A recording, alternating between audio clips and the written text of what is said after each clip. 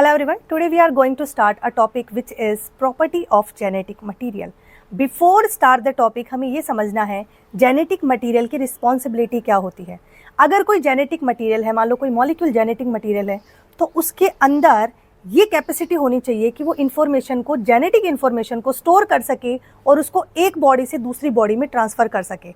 ये जो प्रॉपर्टीज़ जो हम बात करें, कैरेक्टर जो एक बॉडी से दूसरी बॉडी में ट्रांसफ़र होते हैं, उसको अपन बोलते हैं यस देख ये कैरेक्टर जो है वो एक हेरिडेटरी कैरेक्टर है। तो इस तरीके से मैक्रोमोलिक्यूल जो कि जेनेटिक मटेरियल की तरह काम करता है, उसके ऊपर कुछ रिस्पॉन्सिबिलिटी होती है। तो हर कोई मैक्रोमोलिक्यूल जेनेटिक मटेरियल नहीं होता है, प्रोटीन जेनेटिक मटेरियल नहीं है, आरएनए जेनेटिक मटेरियल नहीं है, डीएनए जेनेटिक मटेरियल है मोस्ट ऑफ ऑर्गेनिज्म में। बट ऐसी क्या प्रॉपर्टी है जो डीएनए को जेनेटिक मटेरियल बनाती है, ये आज की क्लास में हम इसी टॉपिक पे बात करेंगे। और ये जो टॉपिक है वो आपके एग्जाम के लिए इम्पॉर्टेंट है, यहाँ से आपके पास क्वेश्चन बन जाते हैं। तो बात ये आती है कि जेनेटिक मटेरियल बनने के लिए उसके अंदर 5 प्रॉपर्टीज़ होनी चाहिए। पहली प्रॉपर्टी कि वो जो जेनेटिक मटेरियल है वो स्टेबल होना चाहिए, उसे केमिकली डैमेज ना किया जा सके, अंडर नॉर्मल कंडीशन उसे केमिकली ब्रेक ना कर सकें। सेकंड होती है रेप्लिकेशन, राइट। जेनेटिक मटेरियल एक बॉडी से दूसरी बॉडी में ट्रांसफ़र हो रहा है तो उसे रेप्लिकेट करना आना चाहिए। थर्ड है हर जेनेटिक मटेरियल में थोड़ा बहुत म्यूटेंट करने की प्रॉपर्टी होनी चाहिए। बिना म्यूटेशन के आप सोचो, अगर एक इंसान है वो दूसरे इंसान से डिफरेंट दिख रहा है, क्यों? क्योंकि उसके जेनेटिक मटेरियल में यहाँ पे म्यूटेशन हुआ है। अगर वो म्यूटेशन नहीं होगा तो ह्यूमन सारे एक जैसे दिखेंगे। तो इसीलिए जेनेटिक मटेरियल का म्यूटेंट होना जरूरी है। और अगर वो ह्यूमन्स एक जैसे दिखते हैं तो मान लो कभी एनवायरमेंटल कंडीशन चेंज हुई तो यहाँ पे क्या होगा, उन ह्यूमंस का सर्वाइव करना मुश्किल हो जाएगा। आपको याद ही होगा कोविड की सिचुएशन, कुछ लोग बहुत आराम से उससे फाइट कर पा रहे थे और कुछ लोग क्या हुए थे, कोविड से इन्फेक्टेड हो गए थे, बाद में उनका क्योर हो गया था, बट कुछ लोगों ने अपनी जान भी गंवाई थी। क्यों? क्योंकि उस एनवायरमेंटल चेंज के अंदर वो सर्वाइव नहीं कर पाए थे। फोर्थ प्रॉपर्टी होती है किसी भी जेनेटिक मटेरियल में इंफॉर्मेशन को स्टोर करना होता है, वो प्रॉपर्टी उस मैक्रोमोलिक्यूल में होनी चाहिए।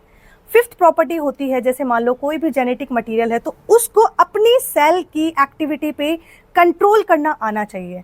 तो ये 5 प्रॉपर्टी है जो जेनेटिक मटेरियल को क्या बनाती है, स्पेशल बनाती है। So let's read it in the detail what is the property of genetic material. तो फर्स्ट प्रॉपर्टी आती है स्टेबिलिटी। तो पहले हम इसको रीड करेंगे फिर हम इसे समझाएंगे, ठीक है। So genetic material must be chemically stable. Yes, chemically stable होना चाहिए, उसका breakdown normal chemical condition change होने पे नहीं होना चाहिए। A molecule that can maintain its structure and property without easily changing and breaking down. But यहाँ पर एक कंडीशन लगती है, specially under normal condition. But normal condition में उसकी स्टेबिलिटी होनी चाहिए, वो अपनी इंफॉर्मेशन को लॉस ना करे, उसका ब्रेकडाउन इजीली ना हो।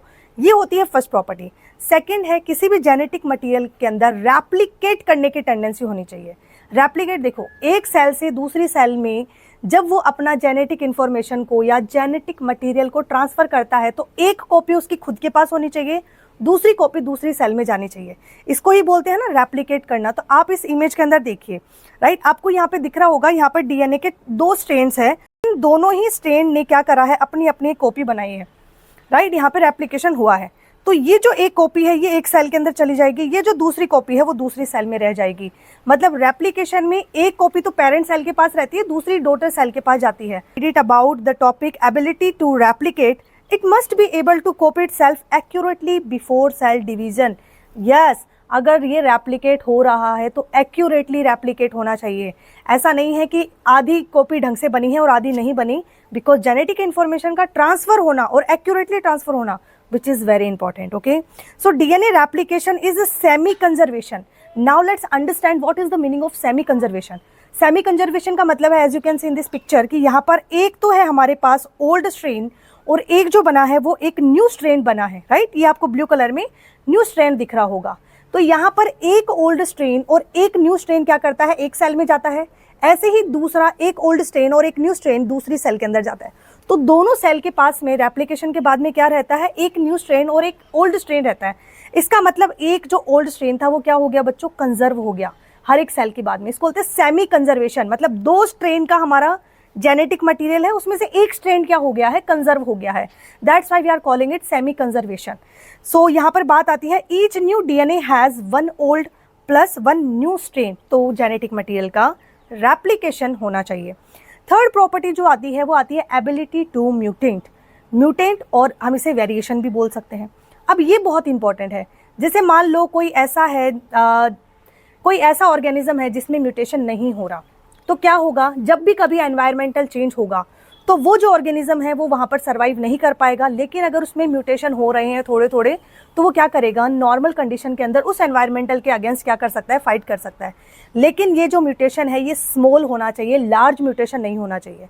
जैसे मान लो किसी सेल के अंदर सडनली लार्ज म्यूटेशन हो गया, तो अब वो सेल या फिर वो ऑर्गेनिज्म खुद ही सर्वाइव नहीं कर पाएगा, राइट। उसकी जो सेल है वो डैमेज हो जाएगी। तो इसीलिए म्यूटेशन होना चाहिए बट स्मॉल स्केल पे होना चाहिए, राइट। तो अब हम इसे पढ़ते हैं। Genetic material must allowed small changes, this is very important. Mutation create variation in organism, जो कि इंपॉर्टेंट है। This is essential for evolution and natural selection. Next है ability to store information. Yes, genetic material को information को store करना भी आना चाहिए।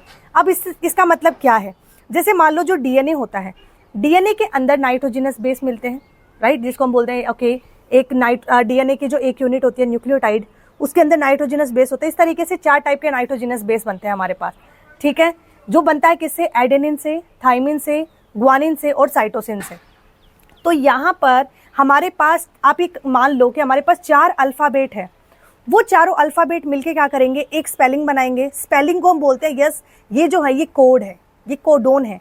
तो जब 3 नाइट्रोजनस बेस मिलेंगे तो क्या बनाएंगे बच्चों, एक कोडोन बनाएंगे।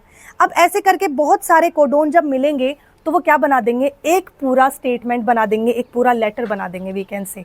नेक्स्ट पॉइंट आता है हमारे पास ability to control cell activities. Yes, अगर कोई जेनेटिक मटेरियल है तो उसके पास ये एबिलिटी है कि वो अपनी सेल की एक्टिविटीज को कंट्रोल करता है, राइट। उसके ऑर्गेनिज्म जो ऐसे कंट्रोल करेगा सेल की एक्टिविटी को, वो बनाएगा प्रोडक्ट। प्रोडक्ट के फॉर्म में वो यहाँ पर सेल की एक्टिविटीज को कंट्रोल करता है। और जो सेल का प्रोडक्ट होता है वो होता है प्रोटीन, ठीक है। अभी अभी मैंने आपको बताया था, मान लो कभी प्रोटीन अलग बन गया, राइट, तो यहाँ पर सेल की एक्टिविटी को कंट्रोल करने के लिए जो उसका सिग्नल जा रहा था ना, वो भी चेंज हो जाता है। ओके, तो let's read it about ability to control cell activities. Genetic material control what happen inside the cell, it does this by making protein by transcription translation. इसके बारे में हम नेक्स्ट आने वाले लेक्चर्स में बात करने वाले हैं। प्रोटीन कंट्रोल मतलब जैसे मान लो प्रोटीन बना तो वो कुछ एंजाइमेटिक एक्टिविटीज़ को कंट्रोल करेगा, राइट। वो सेल के स्ट्रक्चर को कंट्रोल करेगा। वो सेल की जेल होता है, वो क्या करता है बच्चों, सेल एक्टिविटीज़ को कंट्रोल करता है, ये उसका काम होता है। Now you can see in this picture कि डीएनए जो था वो क्या किया, ट्रांसक्रिप्शन के थ्रू क्या बनाता है, हमारे पास आरएनए बनाता है, राइट। वो जो आरएनए होता है वो होता है एमआरएनए। अब यहाँ पर आरआरएनए, एमआरएनए और टीआरएनए मिलकर क्या बनाएंगे, राइबोसोम के साथ जाएंगे और ट्रांसलेशन में पार्टिसिपेट करके प्रोटीन बना देंगे। ये जो प्रोटीन है, यही प्रोटीन क्या होता है, सेल का प्रोडक्ट होता है। तो इसके बारे में हम डिटेल में बात करने वाले हैं, ओके, आने वाले लेक्चर्स के अंदर। तो इसके बारे में हम डिटेल में बात करने वाले हैं, ओके, आने वाले लेक्चर्स के अंदर। आई होप आपको ये टॉपिक बहुत अच्छे से समझ में आया होगा। अब नेक्स्ट क्लास में हम ये देखेंगे कि डीएनए ही जेनेटिक मटेरियल क्यों है, आरएनए मोस्ट ऑफ ऑर्गेनिज्म में जेनेटिक मटेरियल है ही नहीं। ओनली कुछ वायरसेस के अंदर जो आरएनए है वो एक जेनेटिक मटेरियल है, पर ऐसा क्यों है। आई होप आपको ये लेक्चर समझ में आया होगा। Thank you so much, bye, see you again.